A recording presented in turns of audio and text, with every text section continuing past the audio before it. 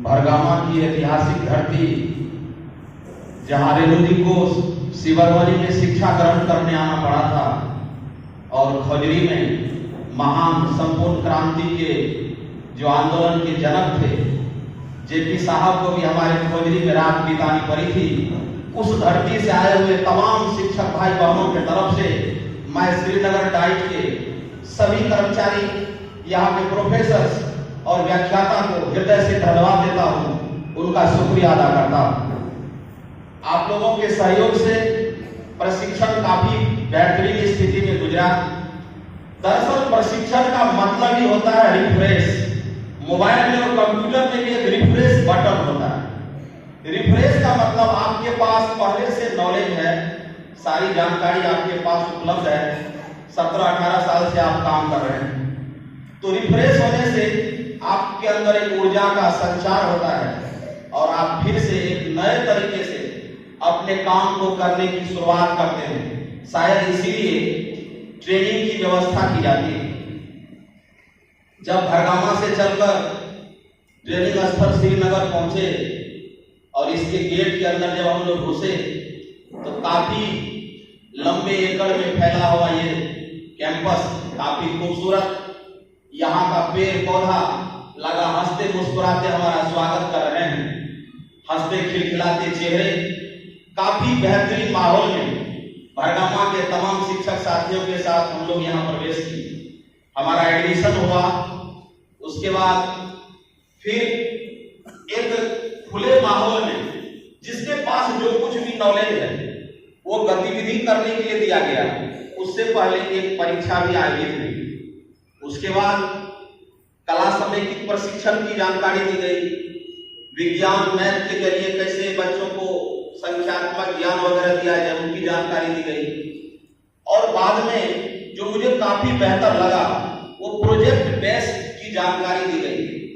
यानी क्लासरूम के बाहर बच्चे अपनी चुनौतियों से, अपनी समस्याओं से कैसे निजात पा सकते हैं, कैसे अपने आप को तैयार कर सकते हैं कि वो अपने निजी जिंदगी की समस्याओं को भी फेस कर सके। इसके लिए जो प्रोजेक्ट बेस्ड जो व्यवस्था है या ट्रेनिंग में, वो मुझे काफी अच्छा लगा, लेकिन उसमें और कुछ करने की जरूरत थी। मुझे फीडबैक देने के लिए कहा गया है। मुझे जो भी मेरे अंदर जितना भी जिस तरह का फीलिंग्स है मैं वो व्यक्त करूंगा, उस पर और चर्चा की जरूरत थी, लेकिन काफी बेहतरीन था क्योंकि विद्यालय के बाहर भी एक बड़ी जिंदगी होती है। जो बच्चे पढ़ने लिखने में असफल हो जाते हैं, बाहरी जिंदगी में बहुत से बच्चे सफल होकर दिखाते भी हैं। तो मुझे लगा ये प्रोजेक्ट बेस्ड लर्निंग काफी बेहतरीन है। जैसे कोई नदी में पानी में जैसे वो तैरने के दौरान उसको क्या दिक्कत का सामना करना पड़ता है, कोई पुल टूट गया उसको गतिविधि दिए कि पुल को बनाना है फिर से, तो उसमें उसका क्या एक्टिविटी होता है, काफी बेहतरीन चीज था। तो हम उसके लिए धन्यवाद देंगे, उसमें थोड़ा सा और जोड़ने की जरूरत थी। एफएलएन काफी अच्छा रहा। जो भी हमारे व्याख्याता आए थे उन्होंने एफएलएन निपुण भारत के तहत तमाम जानकारी दी कि एफएलएन 2020 में क्यों आया, इसका मकसद क्या। ओवरऑल जो जानकारी निकल कर बाहर आई उसमें सिर्फ एक ही बात था कि गणित और भाषा में बच्चे कैसे दक्ष हों, इसको लेकर के एफएलएन का सारा प्रोजेक्ट है। और कुल मिलाकर के जो हम लोगों को जानकारी जो कलेक्ट करना था वो एफएलएन के तहत ही था, जिसमें भाषा और गणित को प्रमुखता से रखा गया था ताकि इसके बाद बच्चों को विद्यालय में अच्छे तरीके से बताया जाए।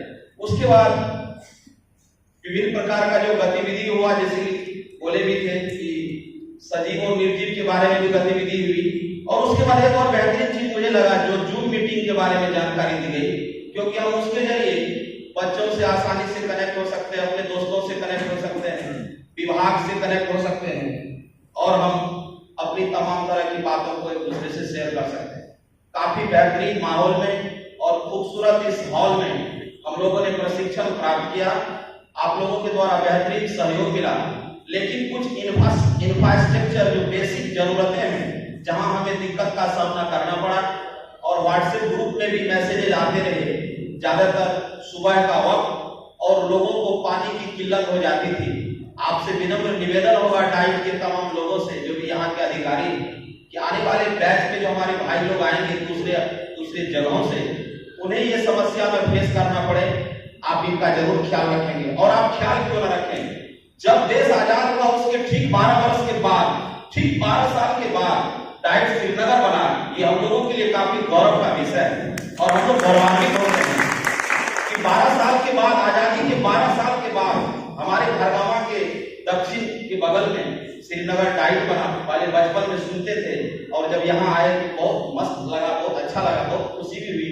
तो आप इतने पुराने डाइट आप चला रहे हैं, आप लोगों के द्वारा ये 12 साल बाद, आजादी के ठीक 12 साल बाद जो चीज आया उसमें तो जाहिर है कि काफी विद्वान लोग हैं, काफी यहाँ पे सारी व्यवस्था है, लेकिन जो मेजर जो असुविधाएं सवेरे में जो देखने को मिला, पानी की किल्लत हो जाती थी, जो कि काफी बेसिक इंफ्रास्ट्रक्चर है, और टॉयलेट वगैरह जो है वो भी अस्त व्यस्त स्थिति में है, उनको भी ठीक ठाक करवाया जाना चाहिए।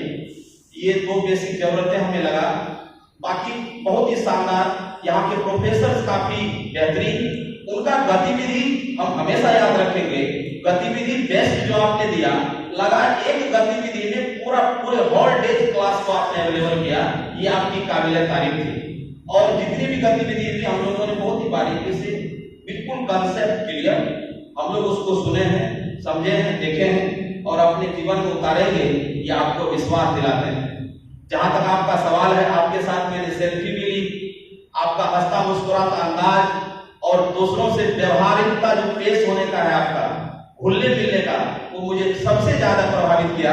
इस बात को भी मैं सदन में शेयर करना चाहूंगा। कुल मिलाकर की सभी व्यवस्थाएं ठीक थी, जो थोड़ी बहुत असुविधा